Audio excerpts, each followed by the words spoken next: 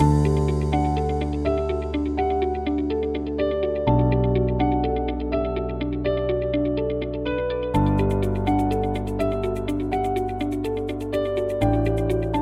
morning and welcome everyone to SHPA's 2018 International Women's Day debate. I'm Natalie and I'll be your moderator for today. This year's theme for International Women's Day is Press for Progress, to press forward and progress gender parity, and to think, act and be gender inclusive. As we know, the clinical pharmacy workforce is female dominant. This environment drives the need for change in the flexible working hours of clinical pharmacy practice and provides opportunity for gender equality in access to these hours. This International Women's Day debate will celebrate women in pharmacy and their contribution to a dynamic and flexible working environment for both men and women.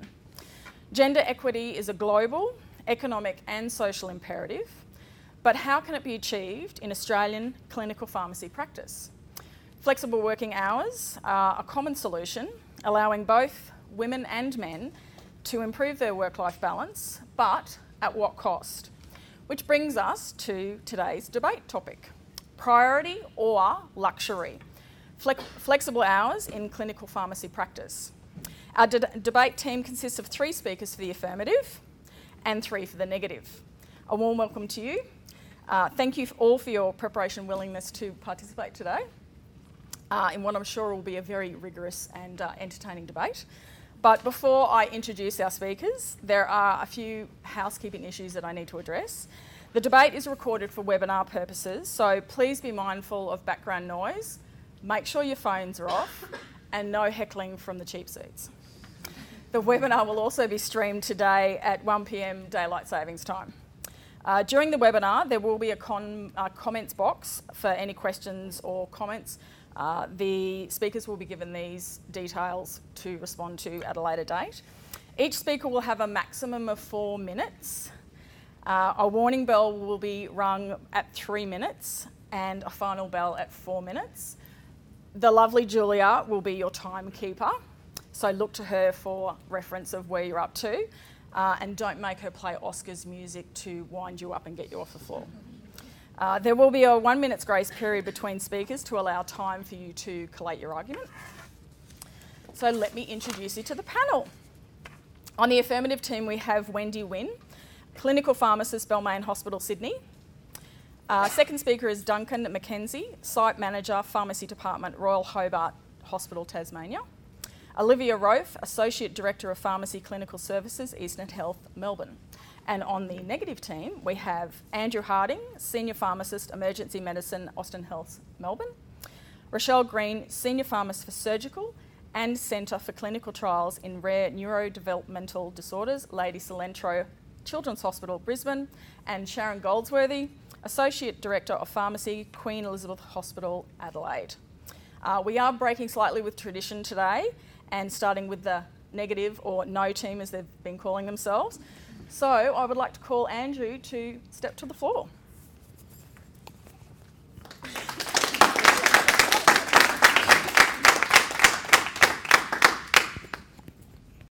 So good morning. Welcome to the debate. My name's Andrew. We're from the no side of the debate. I'm going to set the scene by talking about, firstly, what are flexible hours? I could talk about what I think flexible hours are, but let's go with a reputable source, the Australian Fair Work Ombudsman.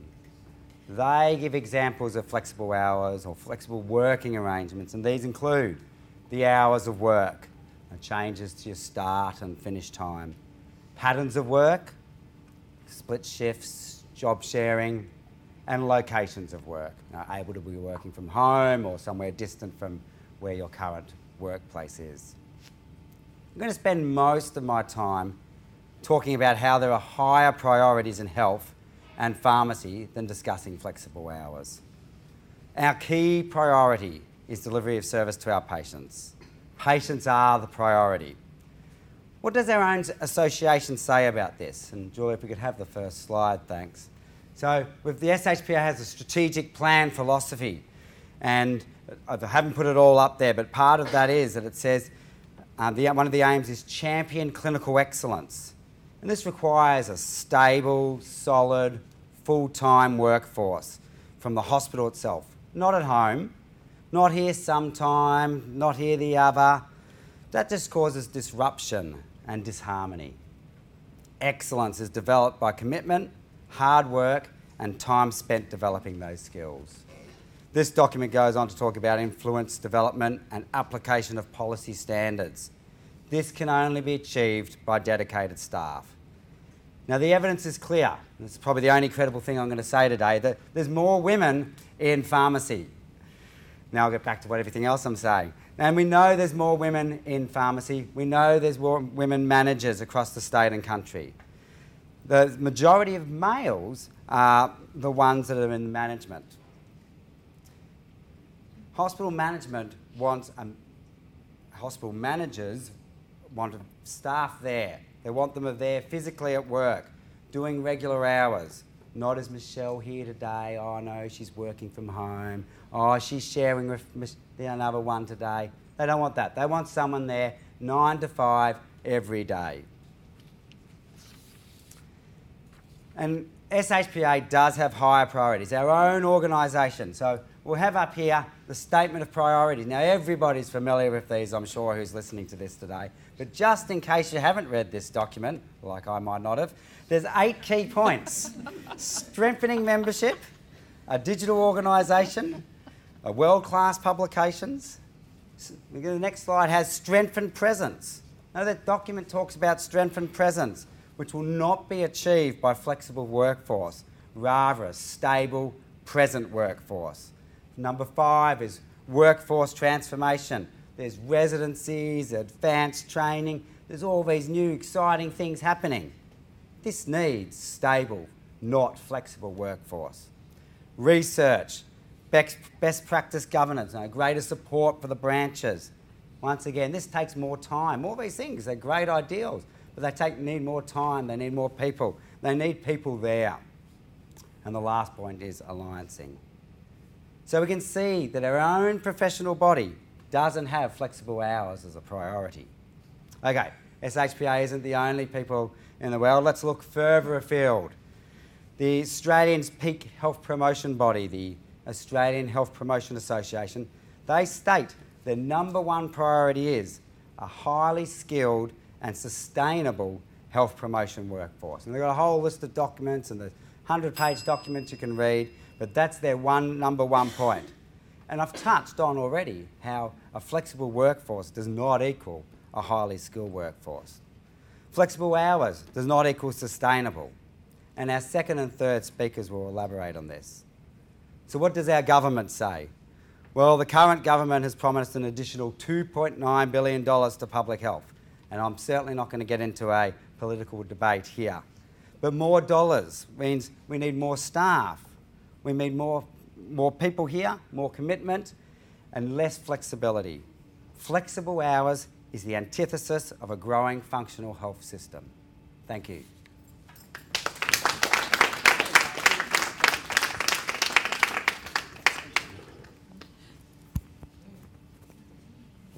Okay, thank you, Andrew, for setting the scene for the negative side. The panel's now got a minute to deliberate, and then we'll call Wendy to the floor. Well, the opposition have raised some very good starting points for discussion. The affirmative team agrees that patients are the priority, and that to meet the demands of consumers and patients, we need to champion clinical excellence and target areas of greatest need and high risk. In fact, SHPA has a position statement in draft supporting 7-day clinical pharmacy services.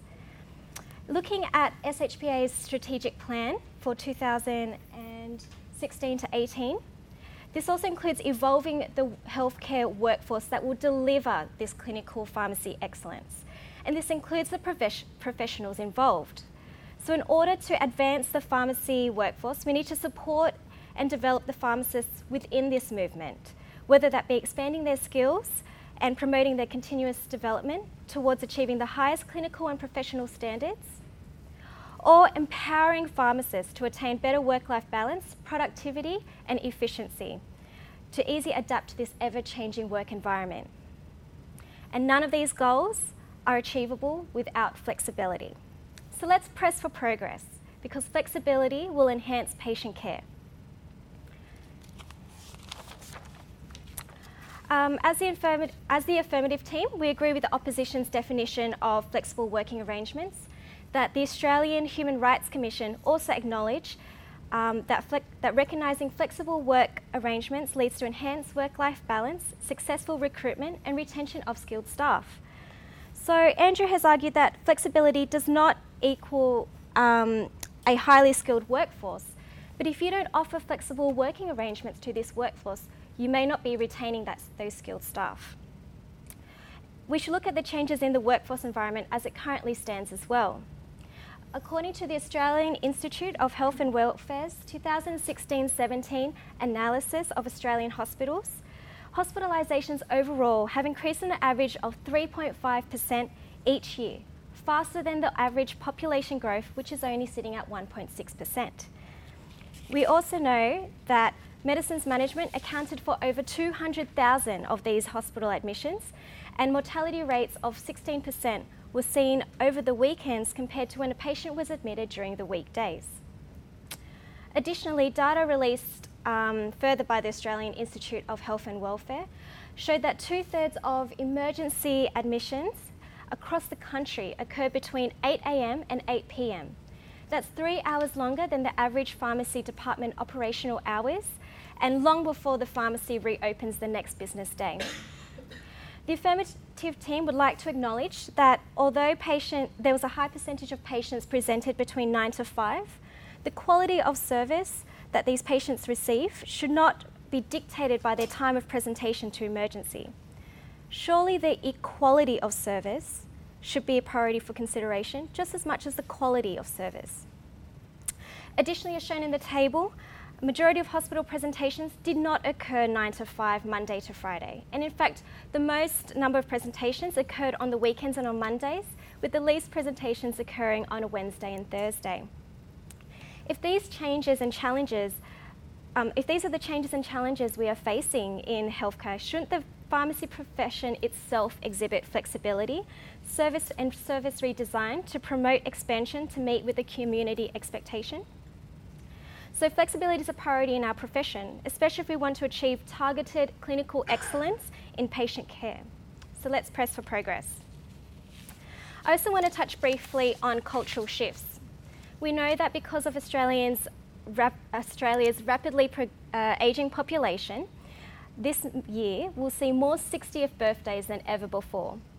And over the next 15 years, this huge generation will ease out of the workforce, creating a significant labour change, skill loss, and management challenge.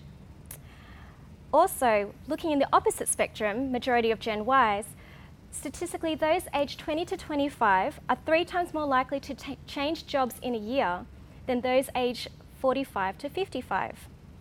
And compared to 50 years ago, the average retention year has dropped from 15 years to 4 years of employment.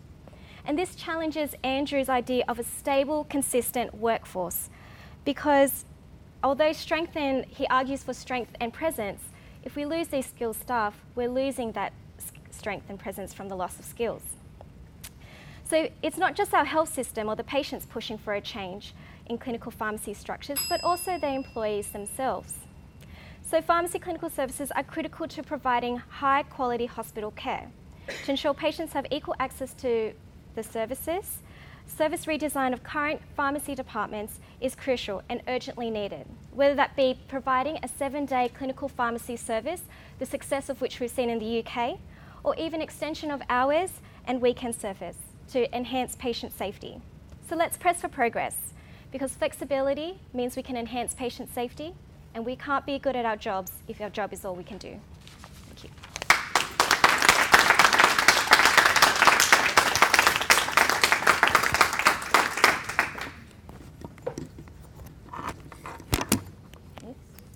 Thanks, Wendy. Okay, you've got a minute to regroup, and then I'd like to call Rochelle to the floor, please. All right. Okay, so good morning everybody, and thank you to the affirmative team for kicking us off. I'm Rochelle, one of the senior clinical pharmacists at Lady Salento in Brisbane. So unlike a traditional debate, I'm not going to stand here and tell you that everything the Yes team has told us this morning is wrong and incorrect, and I'm not going to shut it all down. Maybe just a little bit. So it's because we partly agree. We agree we need to expand our services. We agree that we need to move into a 7-day space, and we agree that we need to expand our hours and the services we provide. But the topic of this debate is flexible working hours and whether that is our priority or whether it's a luxury. And we, the negative team, say that no, flexible working hours are not our priority and should not be the focus of our attention and time at the moment. We should be focusing on the patients because they, after all, are first and foremost what we should be looking after. We need to optimise our current practices before we can even talk about flexible working hours. We need to ensure we have equitable pharmacist access to all patients across Australia. So currently in regional and rural areas, we have 2/3 or half as many pharmacy staff per 100,000 patients as you do in an urban area. So why should we be sitting here in capital cities talking about leaving work early, starting work late, working 3 days a week instead of 5, when in regional centres they don't even have a pharmacist access? And our lovely first speaker talked about how on her slide it said very remote patients are 1.8 times more likely to be hospitalised. So why don't we have pharmacists there? Why are we allowing ourselves to leave a bit earlier when there's patients sitting in the regional areas that don't even have a pharmacist? We need to optimise our patient to pharmacist ratios. So SHPA put out some really good guidance on this and say on a general medical ward, you should have 1 pharmacist per 20 patients, a general surgical ward, 1 pharmacist per 25 patients, and a critical care ward, 1 pharmacist per 10 patients. Now, who can truly say that they work to those ratios? If you do, don't quit your job because you're probably one of the only people who do actually work to those ratios. We just don't have the funds and supports available at the moment to facilitate those kind of ratios. Now, our lovely first speaker this morning over croissants didn't realise she was telling me information, but she says she works with 120 patients and it's just her and an assistant. How does that meet our ratios? These are the things that we need to fix before we start worrying about flexible working hours. We know that at the point of discharge there are a lot of errors that occur. We need to make sure that we perform discharge reconciliation and counselling to all the patients we can and to the best of our ability because we know how good we can be at picking up errors and preventing readmission and medication issues. In Canada, they thought they were doing a really good job and they studied their top 8 hospitals and looked at every prescription that was written. Of all the scripts that were written, only 29% were seen by a pharmacist and the patients were counselled by a pharmacist. That's pretty bad. So yes, we think we're doing a really good job, but are we really? And this is an area that we need to focus on more than spending time talking about flexible working hours. So next slide, please. So before we start moving to a 7-day-a-week system or expanding our hours to 8 o'clock or 9 o'clock or whatever it be, or 24 hours a day, we need to first work on the current system we have in place, and that needs support. So I'm a clinical pharmacist, I work on the wards, and how often, people will know this story very well, 4:30, 4:45, you come across a few late patients that have come in, you've got a few issues you need resolving. You call your home team or the treating team, they've gone home at 4:30, lucky them, they leave on time. So what do you do next? You call the ward call doctor or your junior doctor in the afternoon, and the conversation usually goes something like this. Hi, I'm Rochelle, I'm the pharmacist, and I know you don't know this patient, but, and you list off your issues. And what happens next? The lovely junior doctor trying to be helpful says to you, look, I'm really sorry, I don't know this patient. Can this wait until the home team's back tomorrow? I don't want to make any non-life-threatening medical decisions tonight. So yes, we have a 24-hour system. Yes, we have doctors available after hours and maybe not have pharmacists available. But we don't have equitable services across that time period. And until such time as we do, pharmacy expanding our hours is not going to be successful and we're not going to optimise patient care until we have the medical things in place to support us. So finally, when we hear the words flexible working hours, we hear work-life balance and how amazing our lives are going to be with flexible time. But what about those who don't get flexible working hours? What happens to them? Well, they get left behind. So every time you start late, every time you come in so you start late or you leave early, or you work 3 days a week instead of 5 days a week, who picks up your work? Your poor colleagues do. Your colleagues have to pick up the work. They're the ones that answer the phone with the urgent first thing in the morning discharges for patients that they don't know. They're the ones that have to deal with the late admissions last thing in the evening. They're the ones that have to cover you. So should the wellbeing of one pharmacist really be at the expense, or a pharmacy staff member be at the expense of another? Don't think so. And if you're for flexible working hours, ask yourself, would you be prepared to pick up extra work or do extra jobs just to help your colleague take flexible time? I'm not sure you'd all agree to that. And then when we start talking about access to flexible working hours, how do we ensure we have equitable access? Do we say that all the women with children are allowed to have flexible working time but no one else? What about the dads? Are they allowed to have flexible working time? So then the people with no children can't take any flexible working time? Where do you draw the line? There are other things that we need to prioritise more than flexible working hours. We need to put our time and effort and focus into patient care. Things like patient ratios will help improve our work-life balance. And these are the things we need to be focused in, because after all, our patients are the most important priority, not ourselves.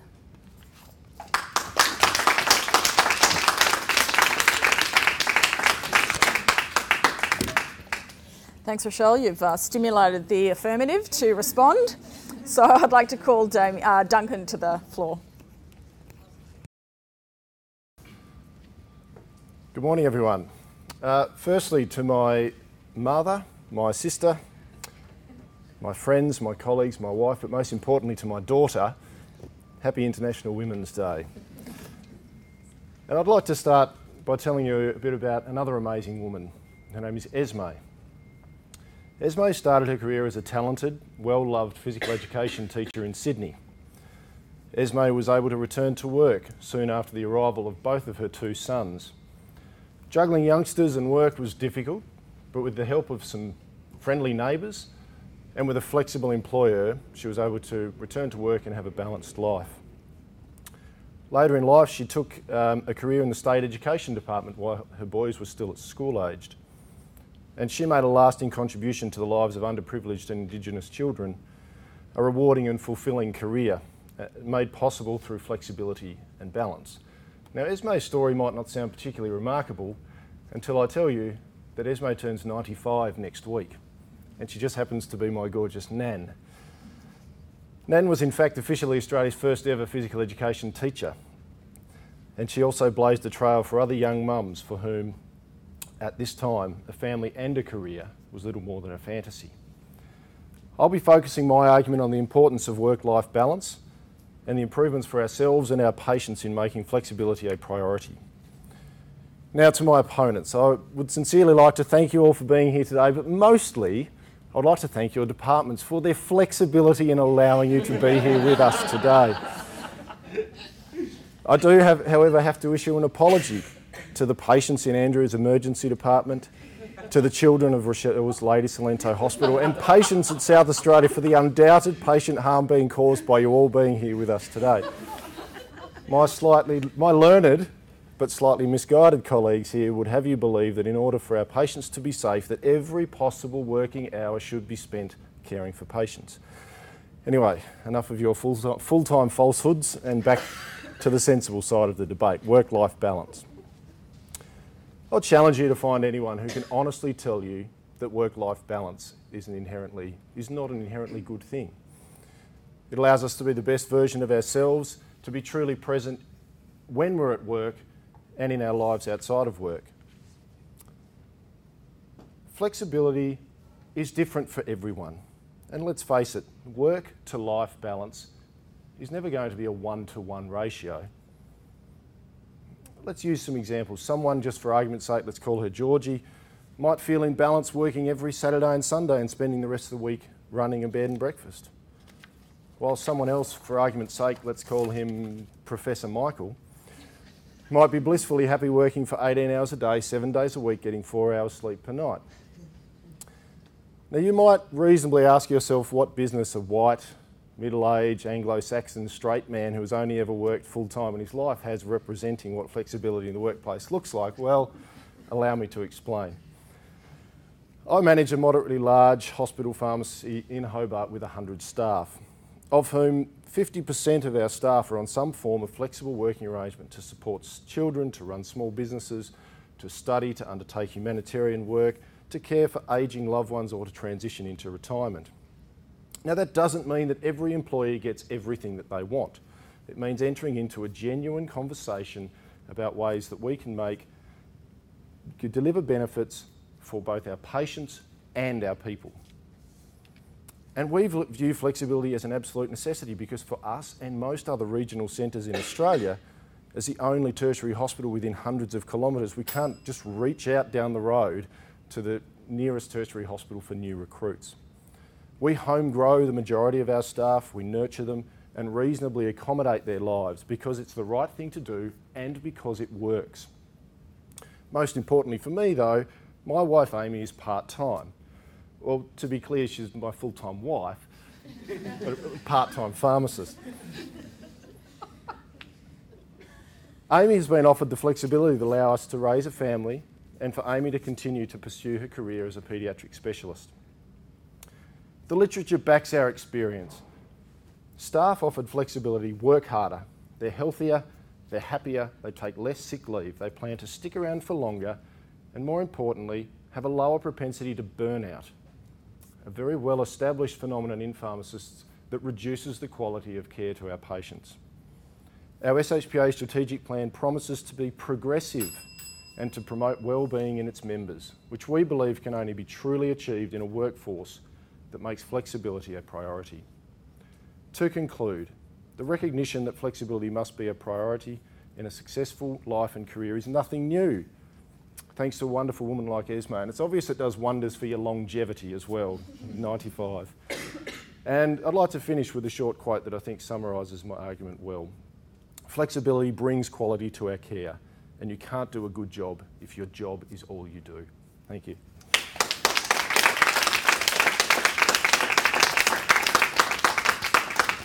Thanks, Duncan, for your entertaining and lively rebuttal. Sharon, when you're ready, I'll call you to the floor. Good morning, everyone, and welcome to the debate today. And thank you very much to Duncan for introducing the risk of burnout.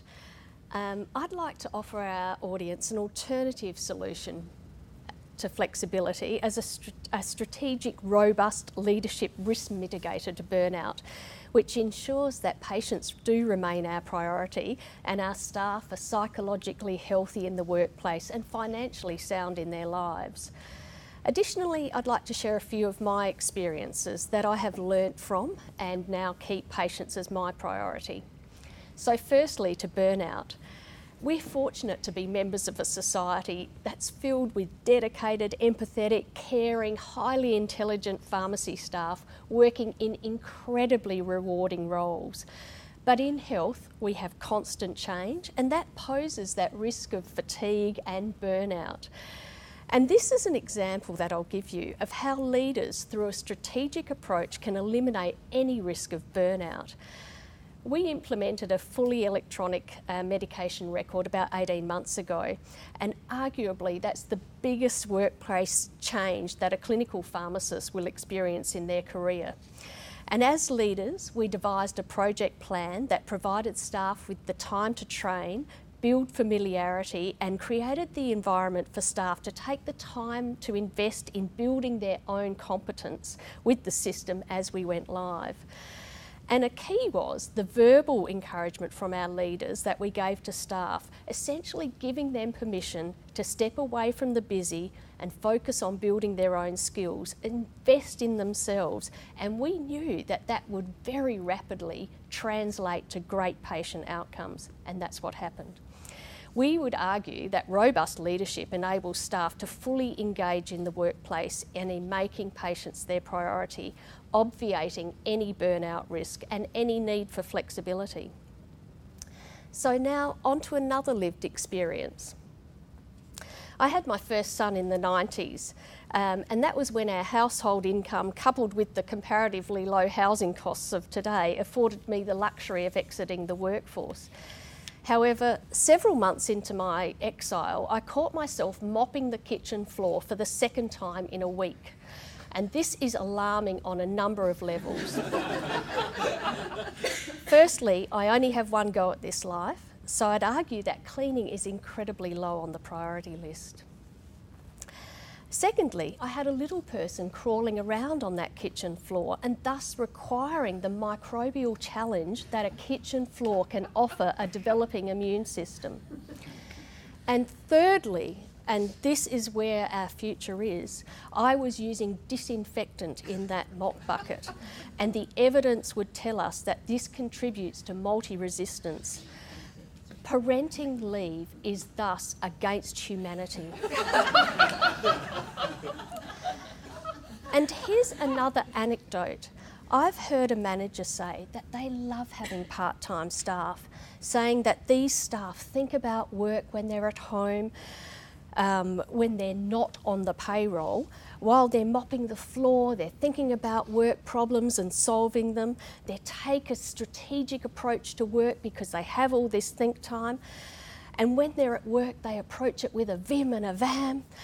And I argue with you that this manager is abusing their workers. Justice would indicate that they should be paid for that think time. On to the next slide. Additionally, governments report on unemployment, but less so on underemployment, which is essentially what part-time work is. The Australian unemployment rate is about 5.5%, but this is propaganda as it doesn't include the underemployed rate in our society.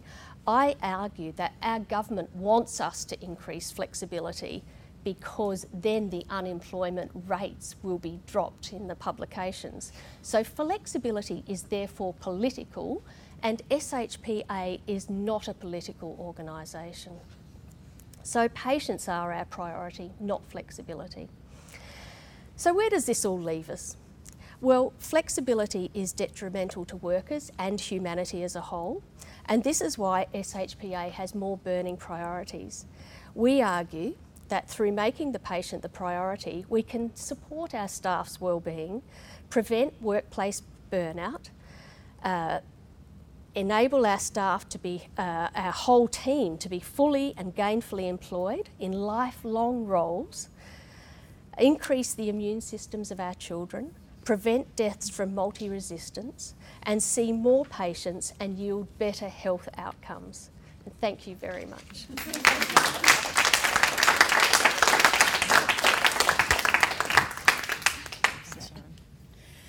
Thank you, Sharon, for your very entertaining again conclusion for the negative team. And I call Olivia to the floor for the wrap-up of the affirmative.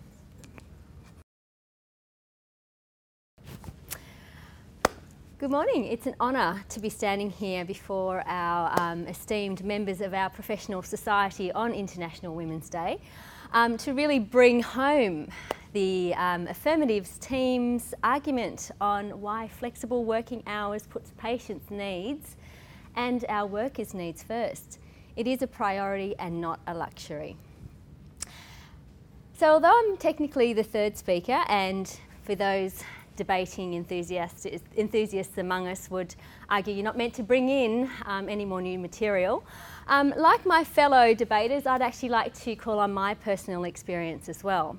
I'd like to share my story.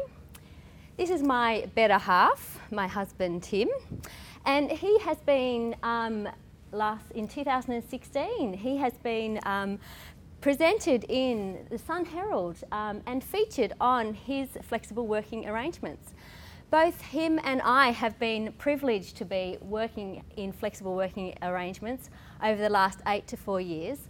And I also know that there are other members of our panels, both on the affirmative and the negative team, who have had such luxuries of working with flexible arrangements, either with their partners, themselves, or even Andrew. I believe, what time are you starting work today? I prefer not to answer that. That's right. That's right, exactly. So I think really, as in my position, I'm the Associate Program Director or Deputy Director for a pharmacy position and for a pharmacy department, and I look after our clinical services across our network.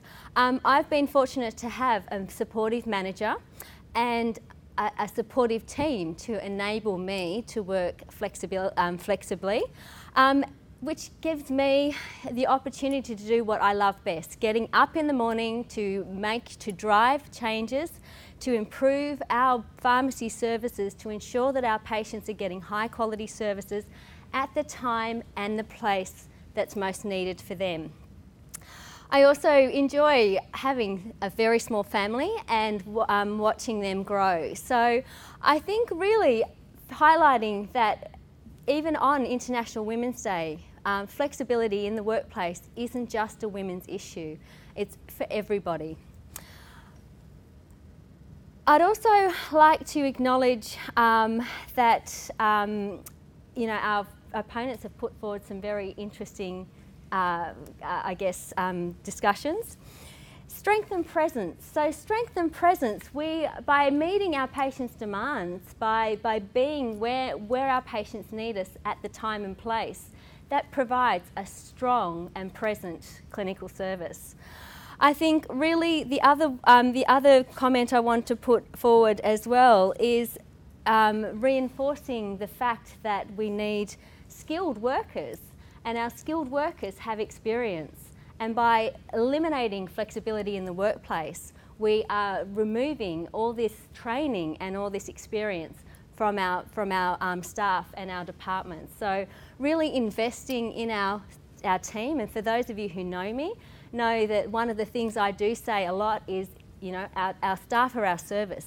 If we don't have any staff, we don't have a service. So by investing in our staff and working with our staff, we are really providing the best service, and then that relays back onto our patient experience. So, flexibility of quality of care. We can be good at our jobs if our job is we can't be good at our job if our job is all we do. One of the other things I wanted to highlight is in regards to lack of handover. So one of the things we're arguing is people can't work across time periods. People can't hand over between days and weeks. If we have a national standard on clinical handover in regards to, and we have frameworks that many people use, this happens in our 8 to 5 departments as it is today. So how is it any different if we're going to be extending our services beyond the business hours of 8 to 5? This is something we should be good at and we should pride ourselves on. So it makes no difference whether it is on a Saturday or a Sunday, or if it's throughout the week. So Wendy has highlighted some of our demands in regards to the changes to the demands of our health system. We all know we have an ageing population, and advancements in treatment only mean that we're prolonging life. These statistics will only continue to grow. The demands are only going to continue to grow. We're not arguing that we have a 24/7 service, that the same service is at midnight as it is at midday. We're saying we need to be knowing when our demands are and changing our rosters and meeting our patients' demands, being there where they're at highest risk. We know also that the majority of our patients are present to hospitals. More patients present to hospitals on a weekend and on a Monday. How many of us can hand on heart say that our rosters support that, our rosters mimic when our patients actually come in or when the demands are actually met? Duncan has eloquently argued about flexibility in regards to meaning different things to different people. He's also mentioned that flexibility doesn't mean that the people requiring flexibility get everything that they want. It's certainly a team, and it's obviously a manager's responsibility to ensure that it is fair and equitable. And if you have true flexibility and meeting the demands of our patients, then no one should be picking up the work for someone who is leaving early. The other thing too I wanted to also highlight again was that pharmacists offered flexibility work harder. They're happier and healthier and less prone to burnout. And isn't that the best thing for our patients? We would like to thank the flexibility of all of our workplaces to allow us to come together to debate this important topic and really to start this robust discussion. I'd like to emphasise that this is the start. It is within our power to change the way we work, putting our patients first, delivering services at the time and the place that they're most needed. And for helping, and that's for our staff, but also most importantly, while we're all here, because of patients and good patient outcomes. So flexibility of quality of care. We can be good at our job. We can't be good at our job if our job is all we do. I'd like you all to join us on the affirmative team and press for progress.